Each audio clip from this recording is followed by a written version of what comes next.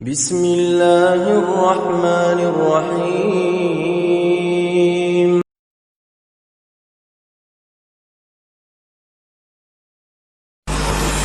بسم الله الرحمن الرحيم الحمد لله رب العالمين وبه نستعين على أمور الدنيا والدين والصلاة والسلام على أشرف الأنبياء والمرسلين سيدنا محمد وعلى آله وصحبه أجمعين. قال المصنف الإمام أبو حامد محمد بن محمد الغزالي رحمه الله ونفعنا بعلومه. فإذا كل من فارقته روحه في حالة خطرة الإنكار على الله تعالى بباله وظهور بغض فعل الله بقلبه بتفريقه بينه وبين أهله وماله وسائر محبه فيكون موته قدوما على ما أبغضه وفراقا لما أحبه فيقدم على الله قدوم العبد المبغض العابد إذا قدم عليه على مولاه قهرا فلا يخفى ما يستحقه من الخزي والنكال. وأما الذي يتوفى على الحب فإنه يقدم على الله تعالى قدوم العبد المحسن المشتاق إلى مولاه الذي تحمل مشق الأعمال ووعثاء الأسفار طمعا بلقائه فلا يخفى ما يلقاه من الفرح والسرور بمجرد القدوم فضلا عما يستحقه من لطائف الإكرام وبدائع الإنعام إلى آخره.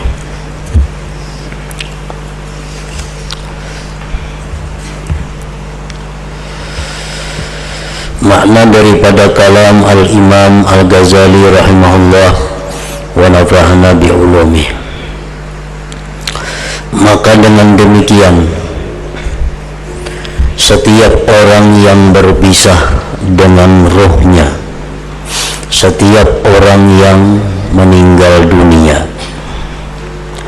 dalam keadaan ingkar kepada Allah Ta'ala di hatinya dan nampak kebencian kepada perbuatan Allah di hatinya pada dipisahkannya antara dia dan keluarganya dan hartanya dan kekasihnya yang lain, niscaya kematiannya itu merupakan kedatangan kepada yang dibencinya dan berpisah dengan apa yang dicintainya.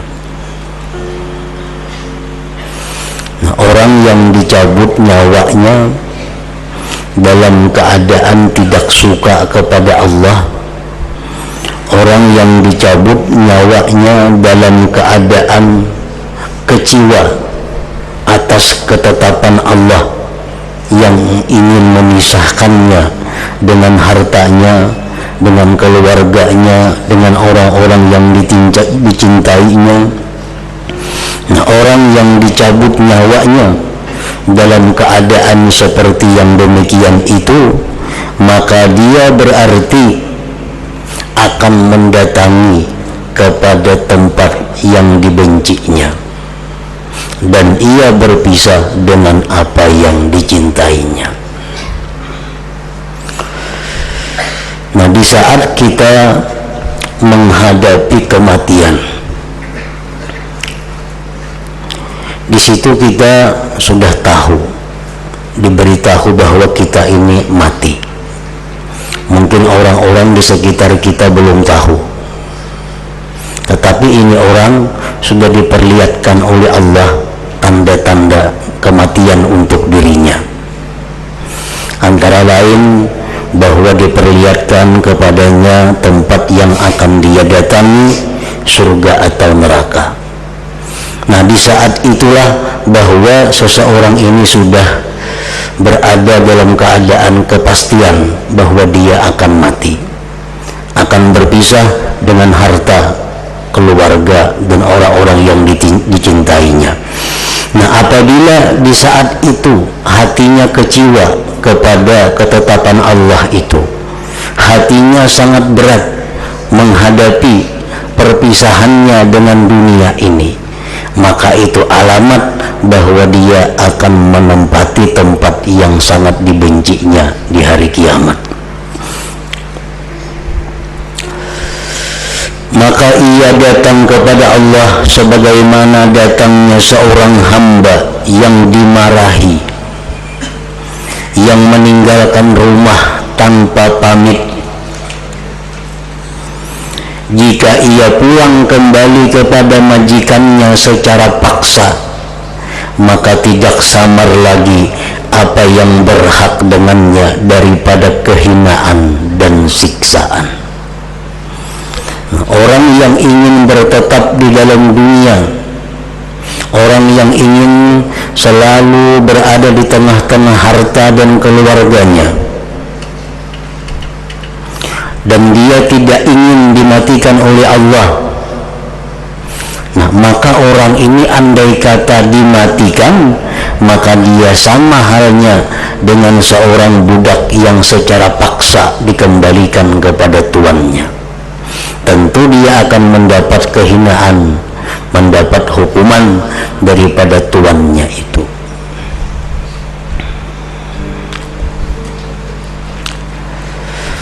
Adapun orang yang meninggal atas cinta,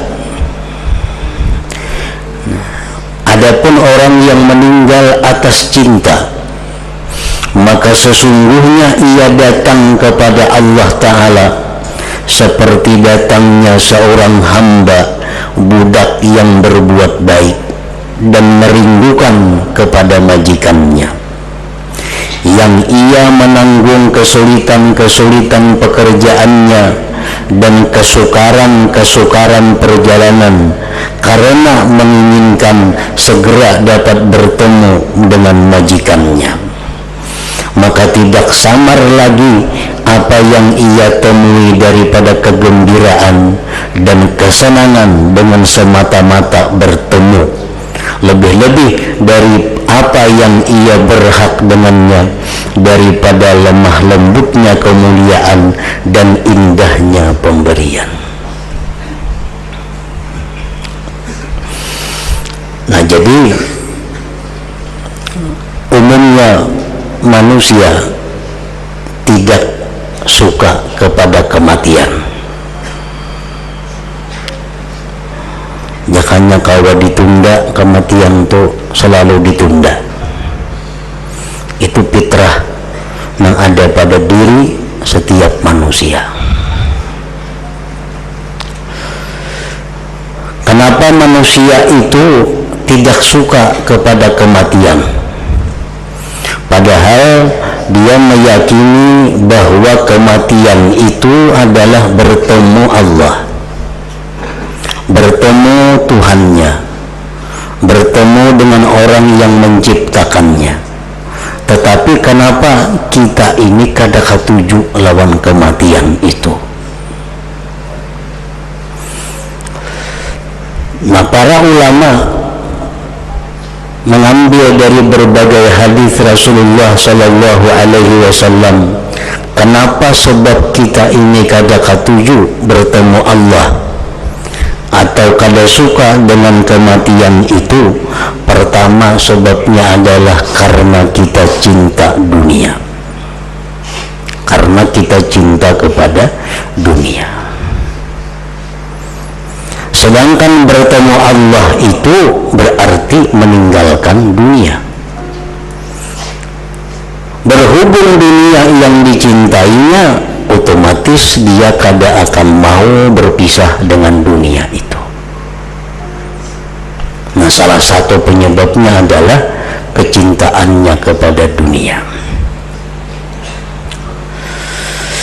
Yang kedua sebabnya kenapa kita ini takutan dengan kematian itu, karena tidak ada kepastian kita ini mati masuk apa,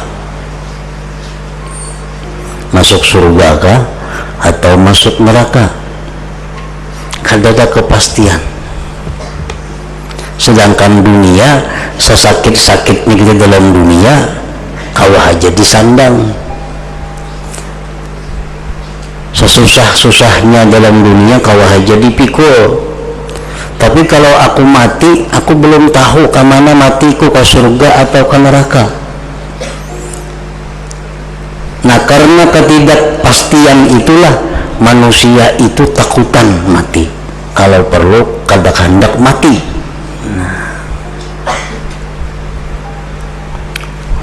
Yang ketiga, penyebabnya kenapa kita takutan mati itu karena kita merasa kada punya apa-apa di sana. Kada punya apa-apa. Jakanya kita nih di sana ada punya kebun, jaka di sana kita ada punya gedung, jika di sana kita ada punya semuaan, tentu kita kada akan takut mati. Di sana kita kada tahu, kita kada berisi rumah di sana, kita kada berisi keluarga, kada berisi kendaraan, kada berisi kebun, maka pacang ke situ kita datang. Nah, oleh karena itu kita tahu kita kada berisi apa-apa, lalu kita takutan ke situ. Takutan ke situ. Sama halnya orang dalam penjara.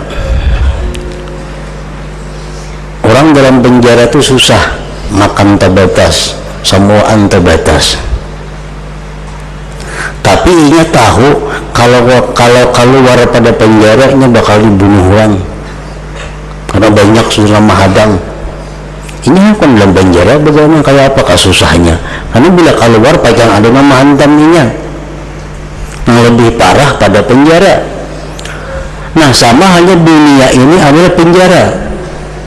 Susah dalam dunia ini, tapi kalau kita tahu bahwa kalau mati lebih susah lagi, takutan kita mati.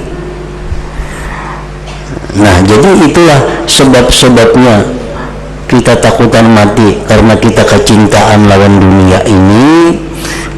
Kedua, karena kita kada ada kepastian mati masuk surga atau masuk neraka. Yang ketiga, kita kada merasa berisi apa-apa di sana. Makanya ada seorang sahabat yang datang kepada Rasulullah sallallahu alaihi wasallam. Ujar sahabat itu, wahai Rasul, kenapa ulun ini takutan mati?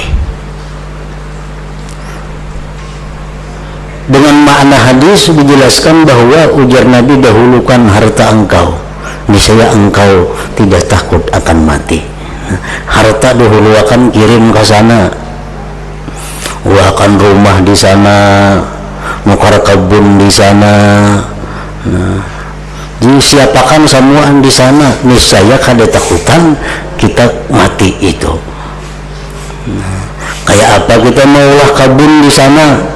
Nabi kita bersabda, man qala subhanallah wa bihamdih, siapa yang berkata subhanallah wa bihamdih, warisat lahu nakhlatun bil jannah, ditanamkan bagi dia satu pohon kurma di surga. Nah, kita mengata sekali subhanallah wa bihamdih, itu batang pohon kurma kita ada di surga. 100 kali kita sehari 100 batang di situ. 100 kali sehari membaca 100 batang kita menanam pohon kurma di situ. Nah, setahun berapa batang, berapa hektar pohon kebun kita di situ. Nah,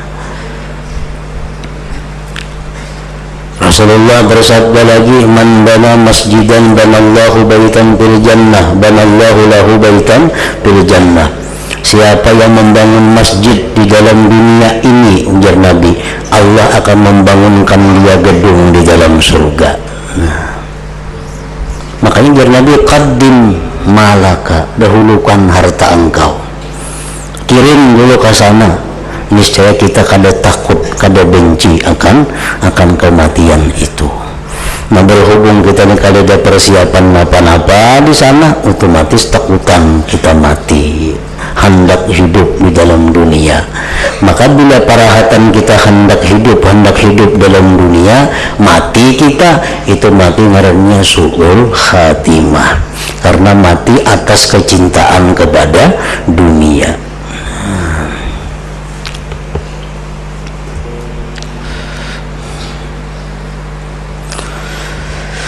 Orang-orang yang beriman, orang-orang yang banyak beramal saleh itu sudah jelas mereka itu kada takutan mati. Innal mu'min idza furijalahu amma huwa qadimun alaih ahabba lika Allahu ahabballahu lika'ahu, ujar Nabi kita. Orang yang beriman, yang benar-benar beriman kepada Allah, bila mana dibukakan baginya tempat yang bakal ia datangi, maka dia akan suka bertemu kepada Allah dan Allah pun suka bertemu kepadanya. Nah, sebagian orang-orang wali, sebagian orang-orang saleh di dalam manakib mereka ada juga menghendak masih dalam dunia ini hidup, tapi bukan karena dunia, bukan karena keluarga. Aku ingin lama hidup dalam dunia ini, kata mereka, karena aku merasakan bagaimana lezatnya salat tengah malam. Karena mati ampe sembahyang tengah malam ada lagi, karena habis sudah beban sembahyang mati itu kada bersembahyangan lagi. Aku ingin lama hidup dalam dunia karena nikmatnya aku menuntut ilmu di dalam dunia ini. Nah, orang-orang salihin itu mereka hendak panjang umur, tapi kenikmatan mereka bukan pada dunia, bukan karena sayang dengan dunia, tapi karena mereka menemukan kenikmatan akhirat di dalam dunia ini. Ma'uhibbul baqa illa salatul lail, kata mereka, aku tidak suka kekal dalam dunia ini melainkan hanya sembahyang malam. Sembahyang malam itulah yang membuat aku ini ingin panjang umur. Sembahyang malam itu yang ingin aku lama di dalam dunia ini hidup. Nah, karena sembahyang malam hanya bisa dilaksanakan di dalam dunia, di akhirat kada ada lagi sembahyang malam. Nah, jadi memang ada sebagian orang-orang wali, orang-orang salih yang ketujuh dalam dunia ini hidup, tapi bukan untuk mencintai dunia, mengurus dunia, tetapi karena nikmatnya munajat, nikmatnya berdialog, nikmatnya berzikir kepada Allah di dalam dunia ini.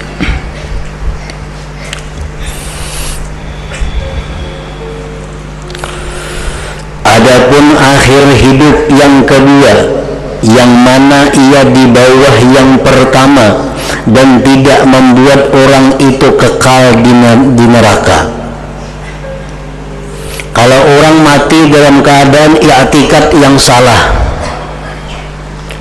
kalau orang yang mati membawa i'tikad bid'ah, nah ini kekal dalam neraka. Su'ul khatimah yang membawa kepada kekal di alam neraka, karena i'tikadnya salah, tauhidnya salah. Nah, kalau orang mati i'tikadnya bujur, tapi ia mati dalam keadaan cinta dunia, ia mati dalam keadaan susah meninggalkan dunia ini, itu pun matinya su'ul khatimah juga, namun itu kadang membuat kekal di dalam neraka, kadang membuat kekal di dalam neraka. Kenapa? Karena i'tikadnya bujur aja, tauhidnya bujur, cuma kecintaannya kepada dunia ini, dan inya mati di waktu cinta dunia itu. Adapun akhir hidup yang kedua, yang mana ia di bawah yang pertama dan tidak membuat orang itu kekal di neraka, maka baginya dua sebab pula. Kenapa kita mati su'ul khatimah, yang selalu ditakutkan oleh para aulia, para ulama, mati su'ul khatimah ini paling ditakutkan mereka. Ada dua sebab. Yang pertama adalah banyaknya kemaksiatan. Nah, kebanyakan maksiat yang digawi itu menyebabkan inya mati su'ul khatimah. Meskipun imannya kuat, walaupun imannya kuat, tapi karena kebanyakan maksiat yang dilaksanakan, yang digawinya, itu bisa menyebabkan dia mati dalam keadaan su'ul khatimah, walaupun ini kadang mengakibatkan kekal dalam neraka. banyaknya kemaksiatan meskipun imannya kuat. Pada umumnya seluruh maksiat membawa kepada kejahatan di akhir hayat, tetapi ada maksiat-maksiat tertentu, maksiat-maksiat yang khusus yang sangat membawa kepada mati jahat itu. Antara lain tarkus salah, meninggalkan sembahyang. Orang Bandung sembahyang